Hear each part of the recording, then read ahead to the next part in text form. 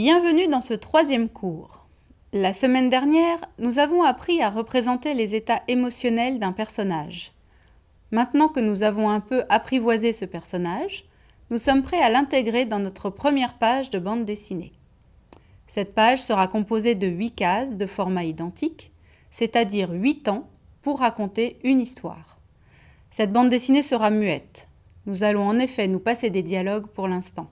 Cela nous permettra de mieux nous concentrer sur les expressions du personnage et surtout sur la narration séquentielle, c'est-à-dire l'enchaînement d'une case à l'autre.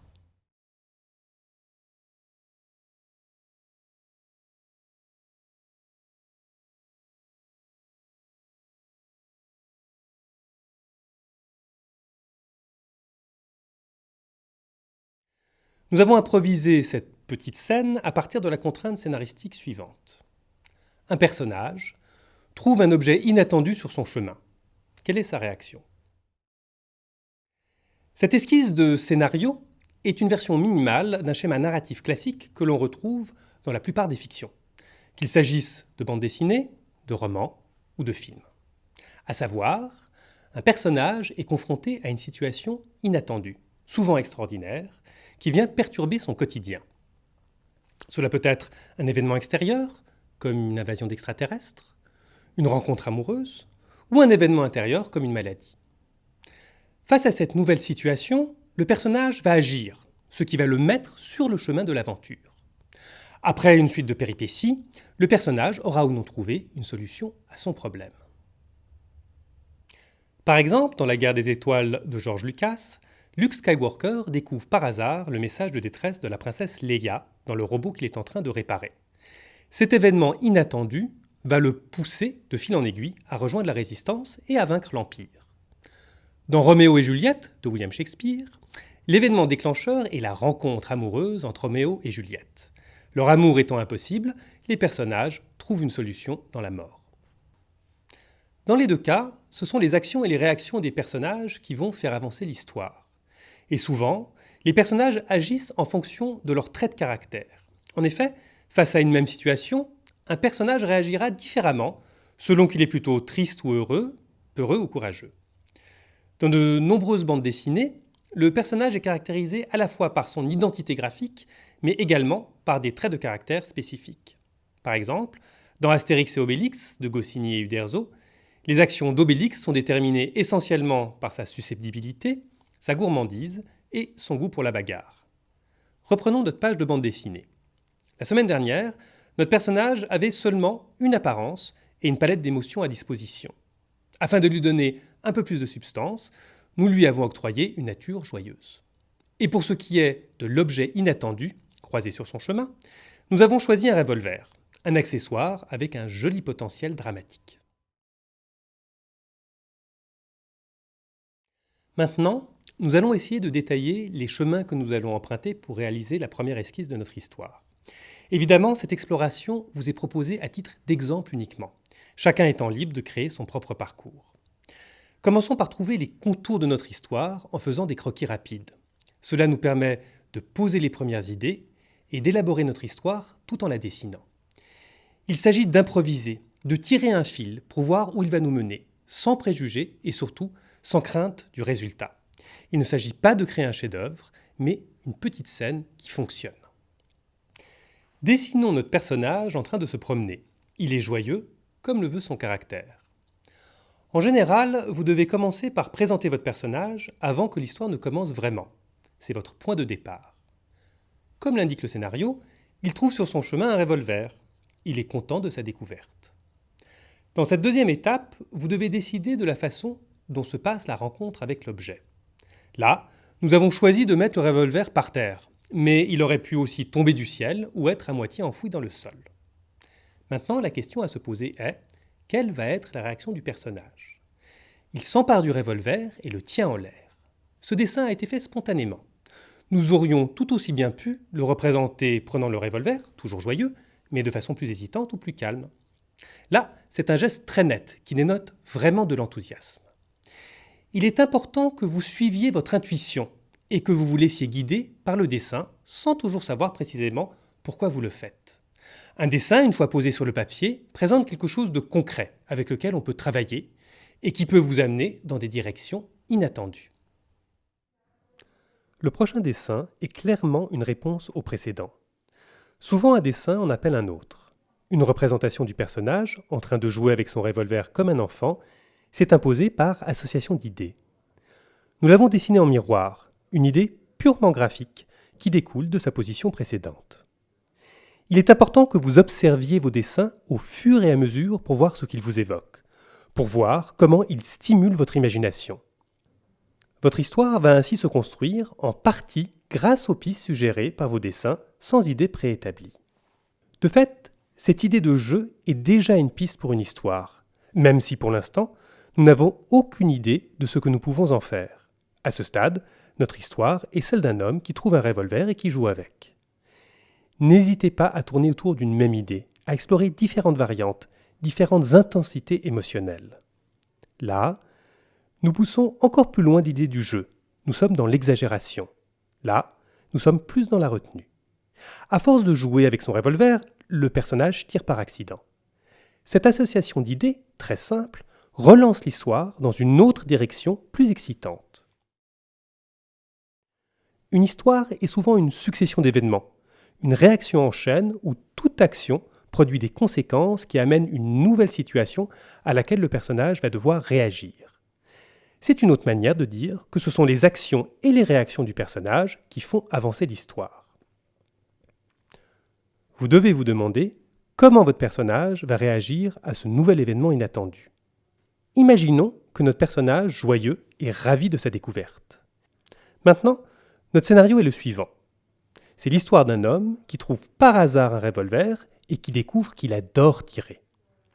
Vous pouvez régulièrement vous demander ce que raconte votre histoire. Cela vous donnera des pistes pour la suite. Évidemment, comme il est très excité, il a tout de suite envie de recommencer. Maintenant, il va falloir se résoudre à conclure. Notre histoire n'est censée faire que 8 cases et nous en avons déjà 9. En mettant un point final à votre histoire, vous lui donnez du sens. Une histoire raconte souvent le parcours d'un personnage, la façon dont il se transforme entre un début et une fin. Toute histoire, même très courte, même très simple, a le potentiel de dire quelque chose sur la condition humaine. Vous allez peut-être devoir faire plusieurs essais pour trouver une solution qui vous convienne et qui corresponde à votre sensibilité et à ce que vous voulez exprimer. Voici les 3 dessins qui ont été faits. Dans le premier, il est complètement fou. Dans le deuxième, il est imbu de lui-même. Et dans le troisième, il est sadique. Selon notre choix, notre histoire ne racontera pas la même chose. Nous allons laisser cette question en suspens pour l'instant. Voilà. Nous avons une première esquisse à partir de laquelle nous avons dessiné notre première page de bande dessinée. Nous avons le contour général de notre histoire.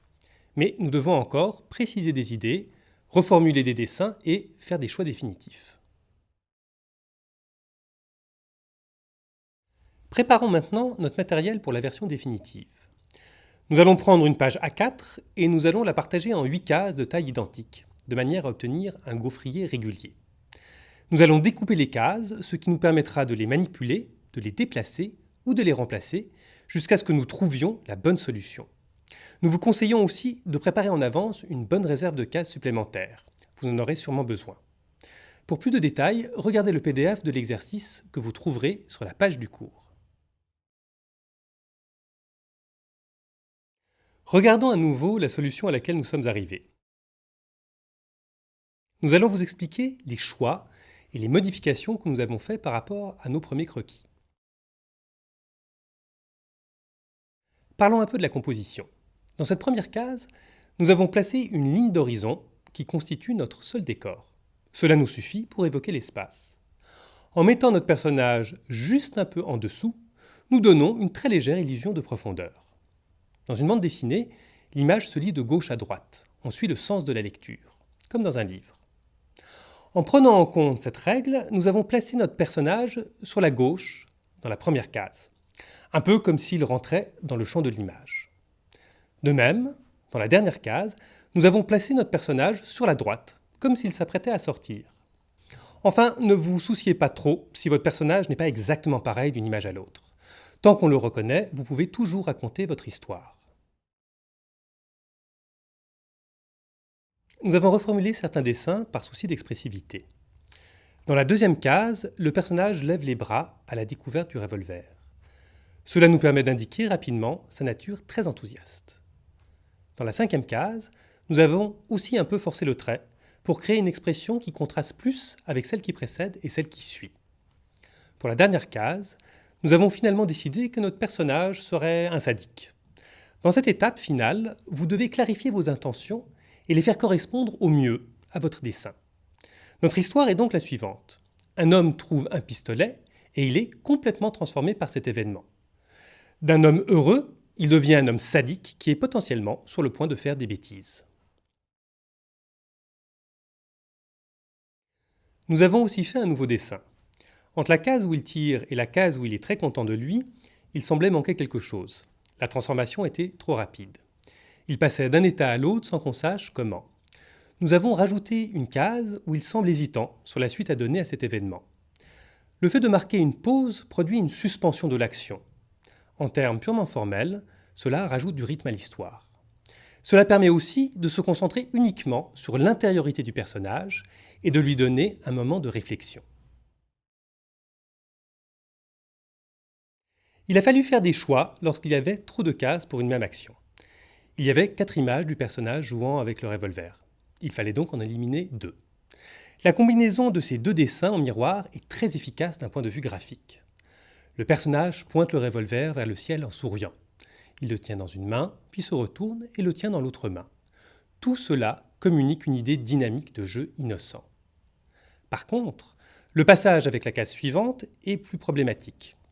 Comme les personnages ne sont pas orientés dans le même sens, il semble manquer une étape. L'ellipse entre les 2 cases est trop importante et la lecture en devient moins fluide. Le lecteur doit réfléchir pour comprendre ce qui s'est passé entre les 2 temps. En mettant cette case à la place, l'enchaînement avec la suivante est beaucoup plus efficace. Voir successivement le personnage à genoux puis projeté en arrière donne une idée de mouvement beaucoup plus forte. Nous discuterons de ces questions d'ellipse et d'enchaînement entre les cases en détail dans le cours suivant. Passons maintenant à l'exercice. Pour ce troisième exercice, vous allez prendre 2 heures pour réaliser votre première page de bande dessinée. Vous allez improviser une histoire muette en 8 cases à partir du scénario avec lequel nous avons travaillé aujourd'hui, à savoir, un personnage trouve un objet inattendu sur son chemin. Quelle est sa réaction? Nous vous conseillons de travailler en 2 temps. Dans une première phase d'exploration, il s'agit de faire des croquis rapides pour stimuler votre imagination et essayer de trouver les contours de votre histoire. Dans cette phase, vous ferez des allers-retours entre le scénario, la façon dont le caractère de votre personnage influe sur ses actions et sur ses réactions, et les pistes offertes par le dessin. Dans une deuxième phase, vous allez préciser vos choix, reformuler certains dessins et réaliser de nouveaux dessins si besoin est. Vous dessinerez vos croquis définitifs sur les cases que vous aurez découpées au préalable, de manière à pouvoir encore jouer et chercher des solutions. Choisissez les paramètres de votre histoire de façon intuitive ou même aléatoire. Il n'y a pas de mauvais choix, puisqu'il s'agit avant tout de faire une expérimentation. Cela peut être un objet dramatique ou bien un objet plus usuel. Et si votre personnage est joyeux, méchant, peureux, ivre, pressé, dans la lune ou encore endormi. Quoi qu'il en soit, ne perdez pas trop de temps à choisir. Comme toujours, il ne s'agit pas de faire des dessins très aboutis, mais plutôt des croquis rapides au crayon gris. La seule exigence est qu'ils soient compréhensibles. Chaque dessin devrait prendre entre 30 secondes et 2 minutes maximum. Rappelez-vous qu'il ne s'agit pas de faire un chef-d'œuvre, mais juste de raconter une histoire lisible. Nous vous invitons à consulter l'énoncé de l'exercice sur la page du cours. Surtout, gardez bien tous les croquis que vous n'utiliserez pas dans la version finale de votre bande dessinée. Vous en aurez encore besoin. En effet, la prochaine fois, vous reprendrez l'histoire que vous aurez créée cette semaine et vous la développerez pour en faire 2 pages de bande dessinée.